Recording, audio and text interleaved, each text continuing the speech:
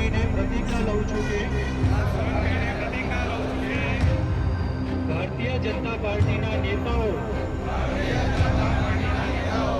એ વાણી વિલાસની અમારા સમાજની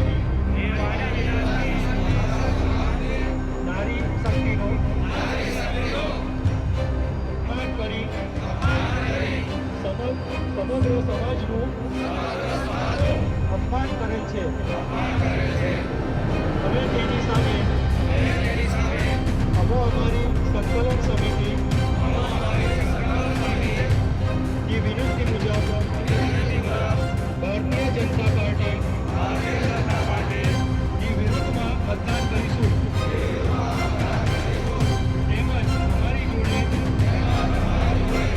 જોડાયેલા બીજા સમાજના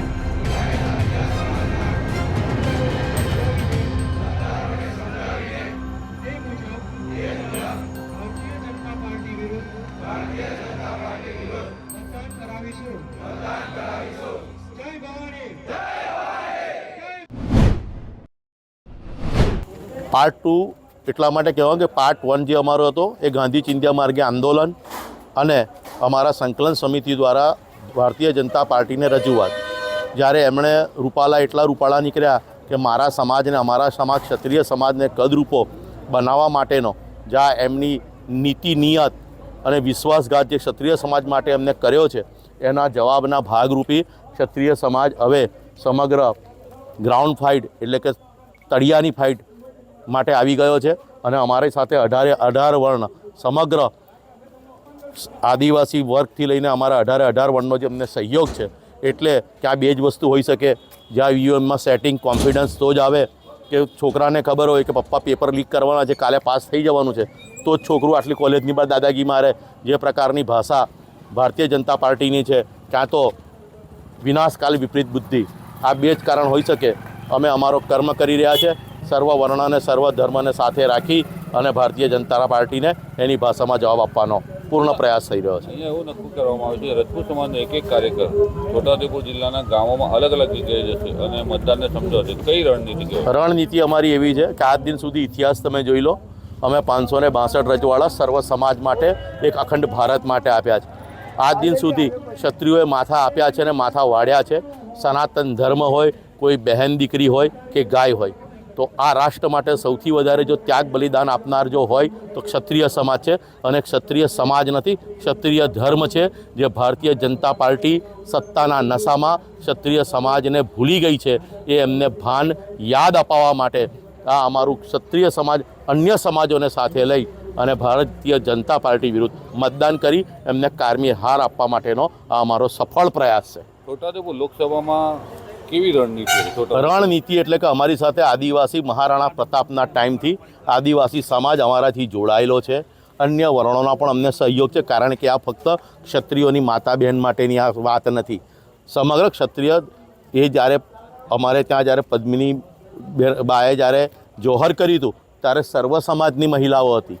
એટલે આ એક હિન્દુત્વનું જે ખોટું પૂંગી વગાડી રહ્યા છે અને જ્યારે સમગ્ર ભારતને બીવડાવી રહ્યા છે કે જો નરેન્દ્ર મોદી માનનીય આદરણીય નરેન્દ્ર મોદીને ભારતીય જનતા પાર્ટીને વોટ નહીં આપો તો અહીં ગાડી ભારતમાં ઇસ્લામ હાવી થઈ જશે જેવા દુષ્પ્રચાર કરી હિન્દુ પ્રજાને ડરાઈ ધમકાઈને આ વોટ લેવાનો પ્રયાસ છે. પણ અમે સર્વ હિન્દુ સમાજને સમગ્ર રાષ્ટ્રને કહેવા માંગે છે ક્ષત્રિય જ્યાં સુધી જીવે છે ત્યાં સુધી સનાતન અખંડ રહેશે, મજબૂત રહેશે. એ બાહેધરી સાથે સર્વ વર્ણને સર્વ સમાજને સાથે લઈ અને ભાજપ વિરુદ્ધ મતદાન કરાય. આજે અહીંયા અમારો સમસ્ત રાજપૂત સમાજ છોટાઉદેપુર જિલ્લાનો અહીંયા ઉપસ્થિત થયો છે. અમારું જે સંકલન સમિતિ જે અમદાવાદથી અમને જે મેસેજ ફોરવર્ડ કર્યા છે એની વિશે આજે વિસ્તૃતમાં ચર્ચા થઈ છે. અમે આખા છોટાઉદેપુર જિલ્લામાં જે પણ રાજપૂતો વસવાટ કરે છે અને અમારી સાથે જે સર્વ સમાજ વસે એમને અમે સાથે રાખીને આખાએ સમાજે ભાજપ વિરોધી મતદાન કરી ભારતીય જનતા પાર્ટીના જે ઉમેદવાર છે એને હરાવી આ ભારતીય જનતા પાર્ટીને અમે સબક શીખવાડવા માટે અહીંયા ઉપસ્થિત થયા છે. છોટાઉદેપુર જિલ્લામાં કેવી રીતે પ્રચાર કરશો? અમે ઘરે ઘરે ગામડે સ્વખર્ચે બિલકુલ સ્વખર્ચે ઘરે ઘરે ગામડે ગામડે જઈને અમે તમામ નાગરિકને જાગૃત કરીશું. બાપુ તરીકે હુલામણા નામથી અમને બધા બોલાવે છે, અમને સૌ માન સન્માન આપે છે, અમારી વાતનું સૌ માન રાખશે. અને જ્યારે જ્યારે કોઈ પણ સમાજને જરૂર પડે છે ત્યારે આ રાજપૂત સમાજ ઈમાનદારીથી કોઈ પણ સ્વાર્થ વગર તેમની સાથે રહ્યા છે. આજે અમે પણ સર્વ સમાજને એવી વિનંતી કરીએ છીએ, આ રાજપૂત સમાજની એક સામાન્ય માંગણી છે, આજે તમે અમારી સાથે રહેજો, અમારા કહેવા પ્રમાણે તમે મતદાન કરજો. આ રાજપૂત સમાજ કોઈ દિવસ ઋણ ભૂલતો નથી. તમે જે પણ ઋણ અમારા પર અદા કરશો એ અમે સમયે ચૂકવશું. તમારી સાથે એક ક્ષણ માટે અમે ઊભા રહીશું. ભાજપ અત્યાર સુધી ક્ષત્રિય સમાજ ભાજપ સાથે હતો, હવે ખેસ મૂકી દેશે? બિલકુલ, ખેસ તો તે જ દિવસે મૂકી દીધા જ્યારે અમે છેલ્લી લાસ્ટ ડેટ આપી હતી, વોર્નિંગ 19 તારીખ, કે રૂપાલા સાહેબ જો ફોર્મ ખેંચી લેશે તો અમે ભાજપ સાથે છું. પણ ભારતીય જનતા પાર્ટી અમારી વાત નથી સ્વીકારી.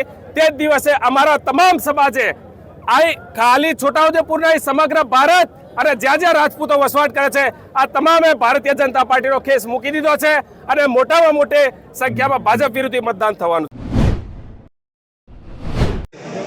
જય માતાજી.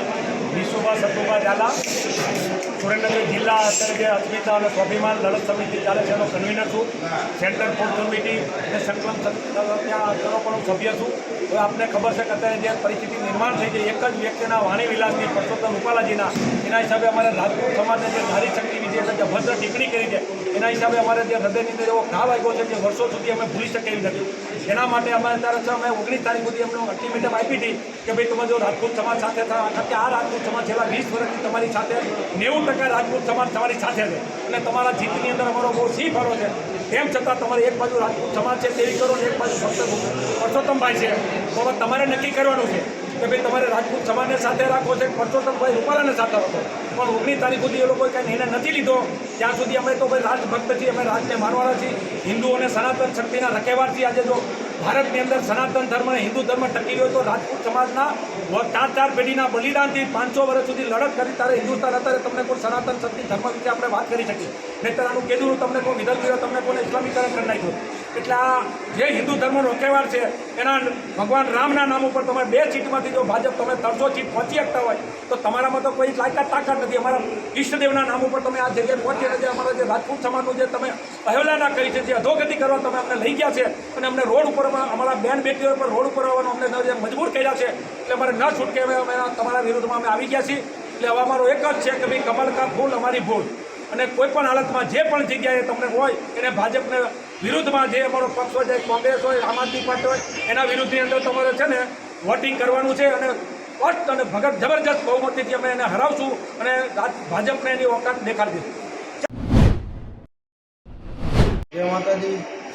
આજ રોજ ધર્મરથ થાનગઢ મુકામે પહોંચેલ અને ત્યાં થાનગઢ ક્ષત્રિય સમાજ, વેપારીઓ એસોસિએશન તથા સર્વ સમાજ થાનગઢ ગ્રામજનો હરખભેર રથનું સ્વાગત કરેલ, પૂજન કરેલ અને ધર્મરથમાં સાથે જોડાયેલ. જે રથ થાનગઢ મેન બજારમાં થઈ આઝાદ ચોકમાં નારા સાથે કમલ કા ફૂલ હમારી ભૂલ, અને ત્યાંથી વાસુકી દાદાના મંદિરે બધા દર્શન કરી અને બ્રહ્મ સમાજની વાડીએ રથયાત્રા પૂર્ણ કરે છે. આગળ આ ધર્મરથ સુરત દેવળ મંદિરે ચોટીલા મુકામે અને ત્યાંથી થઈ અને મૂડી આજ રાત રોકાવાનું હોય.